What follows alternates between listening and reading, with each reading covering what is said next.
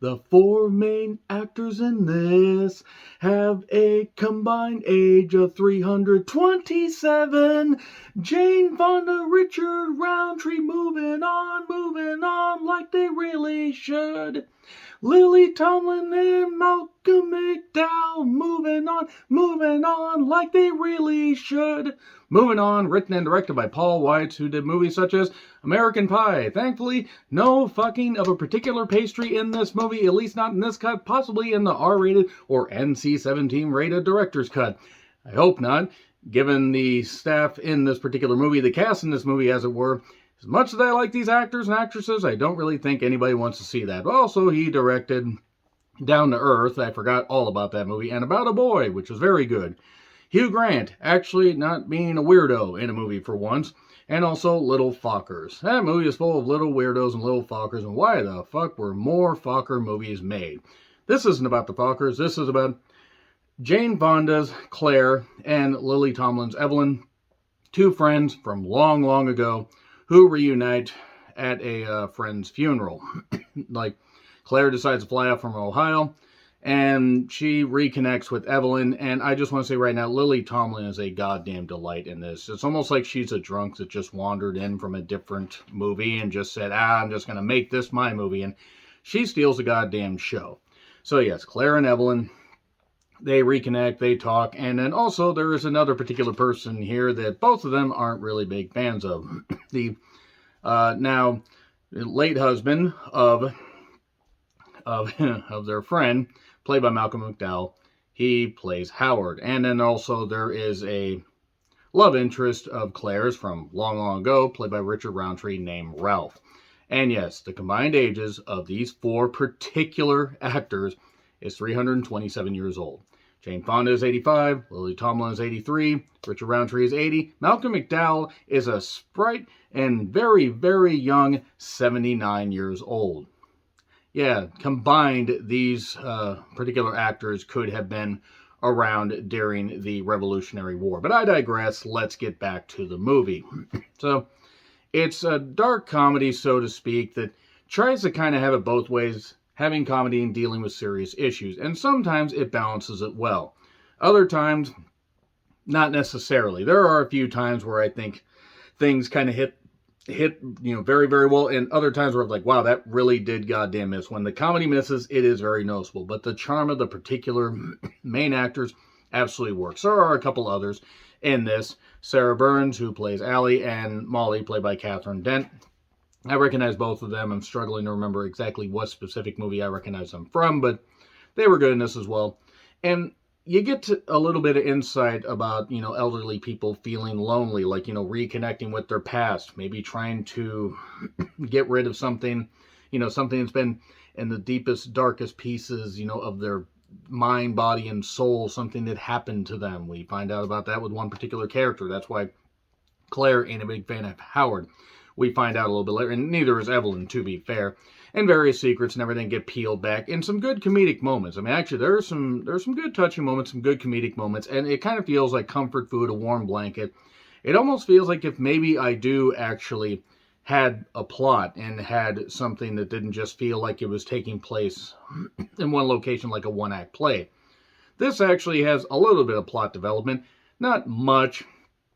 And it's definitely not perfect. Again, when the movie misses, it definitely, absolutely 100% lands with a resounding thud. Another person lands with a resounding thud a little bit later, but we'll get to that. Basically, Claire decides that she wants to do certain things and try and make Howard pay for something that he did. Then she also reunites with Ralph. Where possibly could Richard Roundtree have given her the shaft? Right on. I'm going to get into spoilers here in a little bit, but as far as a plot, you get to find out about, Lily Tomlin's Evelyn, who interacts with a couple, she interacts with the grandson of one, other person that lives at this assisted living facility. It's independent assisted living, so to speak. And as long as you can take care of yourself, you're fine, but then you're moved into another part of the wing. But otherwise, you can live free to do what you want any old time. Claire is a bit of a free spirit who has a corgi. I want to say the corgi is absolutely goddamn adorable. Corgis are great dogs. Richard Roundtree, just very calm, very even. He's just a nice, understanding character here. And then Malcolm McDowell. Malcolm McDowell just seems like the nicest guy. He's so good at playing a dick. He is so good at playing a goddamn dick. And he's great with a couple particular scenes in this. And from there, we have a comedy that has a little bit of romance and a little bit of darkness. And again, when it evens out well, it's great. Or at least it's good. And then there are the uneven parts, I think, that undo it. It also is only like 85 to 90 minutes, so they didn't have a chance to really expand on any of this stuff. But that's probably a good thing. Don't overstay your goddamn welcome. Get in, get out. That's what she said. People at the theater love this goddamn shirt. It's great on Redbubble. Check out Redbubble. They're actually a great site, and more of the money goes to the particular artist. Enough about Redbubble. Redbubble does not sponsor this video. I don't need sponsors for my videos.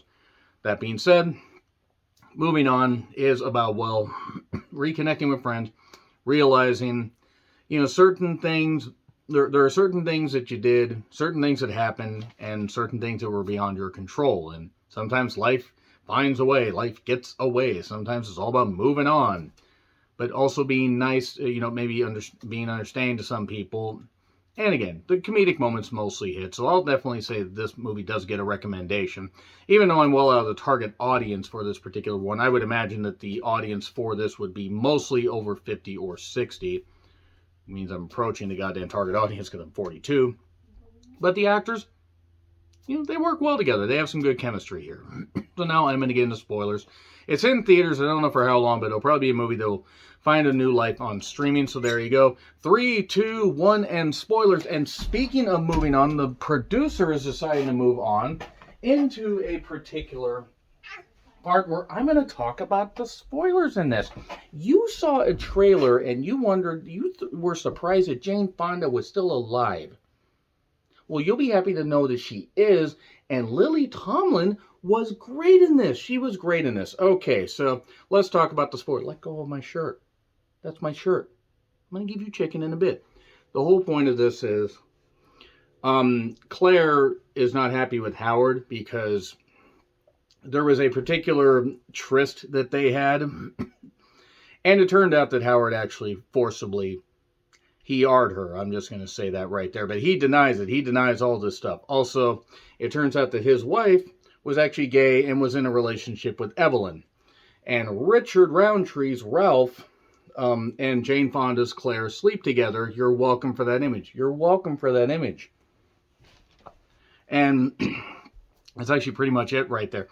There is one little side plot with Lily Tomlin wanting to, help a grandson understand that if he wants to dress up or wear earrings or dress up as, just be himself, that it's okay. And the parents of that kid get a little bit upset. There's some other good comedy and a few other funny moments. There are, Claire basically decides she wants to kill Howard. She then gets sidetracked sleeping with Richard Roundtree. And then she gets a gun from one of Evelyn's, one of her fellow residents. That's a flare gun. And then it turns out that, she doesn't need the flare gun because Malcolm McDowell basically ends up having an ulcer, having some kind of incident where he ends up in the hospital. Then she goes to the hospital and tries to smother him with a pillow. Evelyn stops her and says, "You don't want to go to jail over this guy." Even though you can understand why even after 46 goddamn years, this would be something that would eat away at Jane Fonda's Claire. And then the thing where Lily Tomlin is trying to tell the kid, hey, you can take the earrings, it's okay. The parents are very much in denial about the fact that their son wants to play dress up. And then their dog jumps out and ends up breaking Jane Fonda's arm. So because she's old. When she was in school, they have history. Her social security number is 1. But when they're going to the hospital, Lily Tomlin can't really drive because she can't really see all that good. And they end up in a comedic situation where they almost run into Malcolm McDowell's Howard after he just gets out of the hospital. And he's going to go get a latte, even though he shouldn't have caffeine because he had this incident, whatever. And then he says, "You almost hit me," and this kind of stuff. And then suddenly a truck comes, this big old Dodge Ram, and just rams him and knocks him down and kills him. And then they're laughing, and the guys wonder what the fuck's going on. Poor Malcolm McDowell. Again, seems like one of the nicest guys, but he plays such a good villain that you can't help but just laugh when he dies. And yeah, from there also there's a nice endearing moment with Richard Roundtree and Jane Fonda, where he had gotten her a camera from years ago because they actually used to be married. And this particular incident that she never told him about, her being assaulted, shall we say, by Howard, that led to their marriage dissolving, and he ended up in a happy marriage, but then she passed away, and they had their tryst and their reconnection. And she was going to go to lunch with him, but then says, you know what? I want to actually go with my friend Evelyn. And they decide to, and then that's pretty much it. That's the end of the movie right there. Again, some things don't hit, but most of it does. I'm going to give it a B. It was entertaining. I was really enjoying it. Lily Tomlin was a delight in this. So, had a good tone about it. Agree, disagree with what I said, like, share, subscribe, Twitter handle in the description. I'm John Rickland. I'll see you soon.